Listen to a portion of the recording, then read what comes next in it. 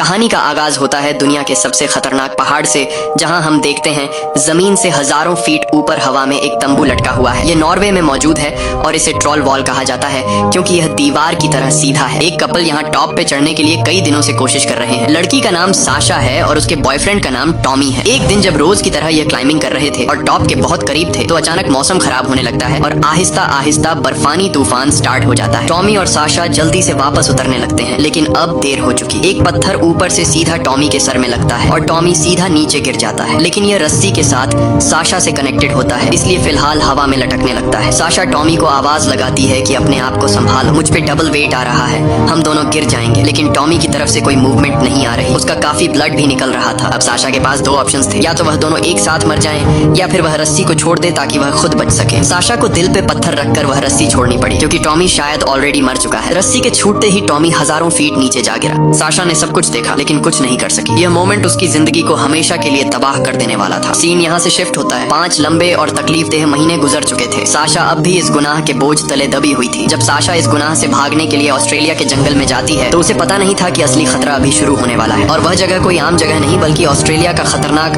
वॉन्ड्रा national park था, वही जगह जो टॉमी का होमलैंड था। साशा तन्हा अपनी गाड़ी में लंबा सफर तय करके इस नेशनल पार्क की तरफ जा रही थी। वह टॉमी की यादों से भागने की कोशिश कर रही थी, लेकिन अंदर ही अंदर वह खुद को एक सजा भी दे रही थी। जब वह रेंजर स्टेशन पर पहुंची तो एक ऑफिसर ने उसे देखकर खबरदार किया कि इस पार्क में पास्ट ही में बहुत से विजिटर्स और हाइकर्स लापता हो चुके हैं, छोटे बच्चों के साथ पूरे परिवार, जिनमें एक्सपीरियंस्ड लोग भी शामिल हैं, और कोई भी आज तक वापस नहीं आया। मेरा मशवरा है कि तुम अकेले मत जाओ। लेकिन साशा ने इस वार्निंग को बिल्कुल इग्नोर कर दिया। वह खतरे से नहीं डरती थी। उसने अपना फॉर्म फिल किया और आगे बढ़ गई। रास्ते में वह एक छोटे से शॉपिंग स्टेशन पर रुकी ताकि कुछ जरूरी सामान खरीदा जा सके। तो वहाँ 2 घटिया, बदतमीज और शिकार करने वाले शिकारी उसे घूरने लगे और बेहुदा कमेंट्स करने लगे। साशा बेहद बेचैन हो गई। तभी एक शख्स ने बीच में आकर साशा की मदद की और उन शिकारियों को भगा दिया। यह शख्स बज़ाहिर बहुत मेहरबान और फ्रेंडली लग रहा था। उसने अपना तारुफ कराया। उसका नाम बीन था। ब्रिटिश एक्सेंट से आया यह शख्स यहाँ स्थानीय तौर पर रहता था। साशा ने अपना कुछ सामान खरीदा और वहाँ से निकलने लगी और अपनी कार में बैठकर नक्शा देखने लगी। जब साशा ने बीन से ग्रैंड ऑयल नैरोज जाने का बेहतरीन रास्ता पूछा तो बीन ने 2 ऑप्शंस दिए, एक आसान, महफूज और टूरिस्ट फ्रेंडली राउट जहाँ हर कोई जाता है, दूसरा बहुत मुश्किल, खतरनाक और एडवेंचरस रूट जो सिर्फ एक्सपर्ट विजिटर्स और क्लाइंबर्स के लिए है। उसने कहा कि तुम जैसी एडवेंचर्स के लिए यह वाला रोड परफेक्ट है। बीन ने मुस्कुराते हुए कहा, यह रूट ब्लैक फॉल बेस से शुरू होता है जहाँ पर खतरनाक रैपिड्स, खूबसूरत वाटरफॉल्स और रॉक क्लाइंबिंग्स के चांसेस मौजूद हैं। साशा ने बिना सोचे समझे मुश्किल रूट सिलेक्ट कर लिया। रात को जब वह ब्लैक वाटर बे पहुंची और अपना कैंप लगाने लगी तो वही घटिया शिकारी फिर से वहाँ आ गए। उन्होंने साशा को परेशान करना शुरू कर दिया और उसके इर्द गिर्द घूमने लगे। साशा ने डरकर अपनी कार के डोर्स लॉक कर लिए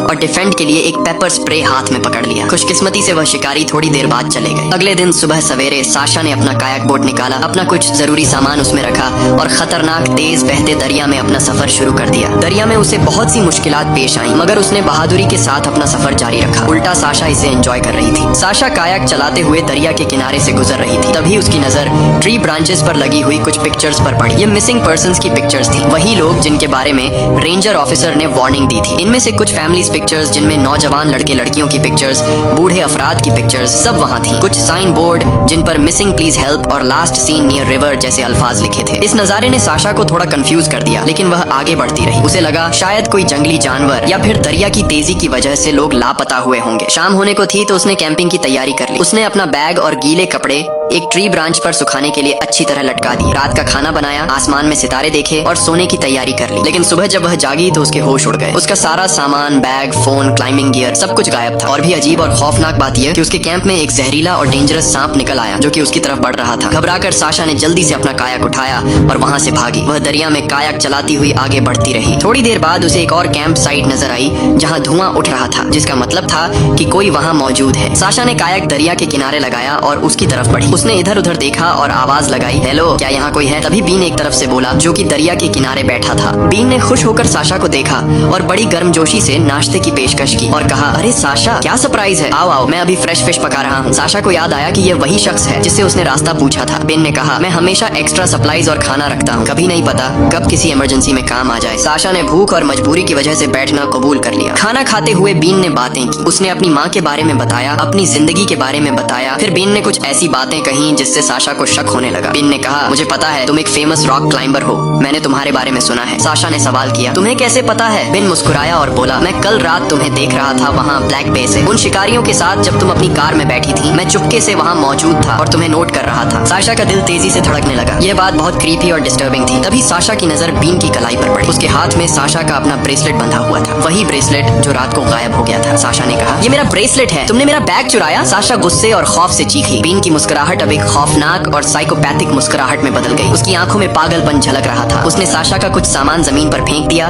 और फिर अचानक एक बड़ा स्टीरियो बॉक्स निकाला। उसने उसे ऑन किया और तेज आवाज में द केमिकल ब्रदर्स का मशहूर गाना गो बजने लगा। फिर बीन ने आहिस्ता से एक खतरनाक क्रॉसबो उठाया और उसमें तीर लगाया। बिन ने डांस करते हुए कहा, ये गाना जब तक चल रहा है तुम भाग सकती हो, जितना दूर जा सकती हो भाग जाओ, लेकिन जैसे ही गाना खत्म होगा मैं तुम्हें हंट करूंगा जैसे एक जानवर को किया जाता है। साशा ने अपना सामान तेजी से समेटा और जान बचाने के लिए भागी। साशा ने कायाक में बैठकर पूरी स्पीड और ताकत से खतरनाक दरिया में सफर करना शुरू किया। उसके दिल की धड़कनें तेज थीं और हाथ कांप रहे थे। वह जानती थी कि जैसे ही सॉन्ग खत्म होगा बिन उसके पीछे आएगा। तेज फ्लो और बड़े पत्थरों के बीच कायाक कंट्रोल करना बहुत मुश्किल था। अचानक एक बहुत बड़े जंप से कायाक पानी में उलट गई। पानी में डूबने से साशा का सर एक पत्थर से जा लगा और उसके सर से खून निकलने लगा। कायाक भी डैमेज हो गया और इस्तेमाल के काबिल नहीं रहा। अब साशा को मजबूरन पैदल भागना पड़ा। जख्मी सर, थकी हुई टांगे, लेकिन वह रुकी नहीं क्योंकि बीन बड़ी तेजी से उसके पीछे आ रहा है। दौड़ते हुए अचानक उसे एक फैमिली की आवाजें सुनाई दी, जैसे कुछ लोग पिकनिक मना रहे हों। उम्मीद की एक किरण नजर आई। साशा उनसे हेल्प लेने के लिए आगे बढ़ती है, लेकिन जब वहाँ पहुंची तो सिर्फ एक फोन की स्क्रीन नजर आई जो एक चट्टान पर रखी थी। उसमें एक रिकॉर्डेड वीडियो चल रही थी। ये बीन का ट्रैप था। ये वही मिसिंग फैमिली थी जो लापता हो गई थी। अचानक हवा में सनसनाहट हुई और एक तीर आकर साशा के सर के बिल्कुल ऊपर से गुजरा और एक दरख्त में जा लगा। बिन करीब ही कहीं छुपा हुआ था, अपने क्रॉसबो के साथ शिकार खेल रहा था। साशा फिर से भागी। जंगल के घने दरख्तों में, पहाड़ों की चट्टानों पर, तेज नदी के किनारे बीन बार बार तीर चला रहा था जिससे साशा और तेजी से भाग रही थी। आखिरकार भागते भागते साशा का पांव फिसला और वह पहाड़ की ऊंचाई से लुढ़कती हुई दरिया में जा गिरी और बड़ी मुश्किल से पानी में तैरते हुए बीन से आंख बचाते हुए एक गहरी गुफा तक जा पहुंची। बीन लगातार उसका पीछा कर रहा था और पहाड़ों के ऊपर साशा को ढूंढ रहा था। आखिरकार साशा एक पहाड़ की गहराई में गुफा के अंदर छुप गई और बीन वापस चला गया। जब वह गुफा से निकली तो उसने दूरबीन से आस पास नजर दौड़ाई। उसे दूर दरिया में एक कश्ती नजर आई। ये वही जगह थी जहाँ बीन रहता था। बीन पास में ही दरिया में नहाने लग गया। बीन एक साइको इंसान था। साशा ने वहाँ से निकलने के लिए वह कश्ती चुराने का प्लान बनाया। वह फौरन उसकी तरफ बढ़ी। जैसे ही वह कश्ती के पास पहुंची तो वहाँ कश्ती दरिया के किनारे बंधी हुई थी। उसने खोलने की कोशिश की तो वह बीन के लगाए हुए जाल में फंस गई। उसका शोर सुनकर बीन भी वहीं पहुंच आया और उसको पकड़ लिया। उसने साशा के हाथों में सख्त मेटल हैंड क्लिप लगा दिए। उसने कहा, मैं फौरन अपने शिकार को किल नहीं करता, मैं पहले अपने शिकार को अच्छी तरह थका देता हूँ, टॉर्चर करता हूँ, खौफ देता हूँ और जब वह बिल्कुल हार मान ले तब मैं फाइनल स्ट्राइक करता हूँ। साशा को बीन अपने कैंप के पास बांध देता है। वह उसकी टांगे भी बांध देता है ताकि वह भाग न सके। सारी रात साशा इसी कंडीशन में रहती है जिससे उसकी हालत बहुत खराब हो जाती है। बीन सारी रात कैंप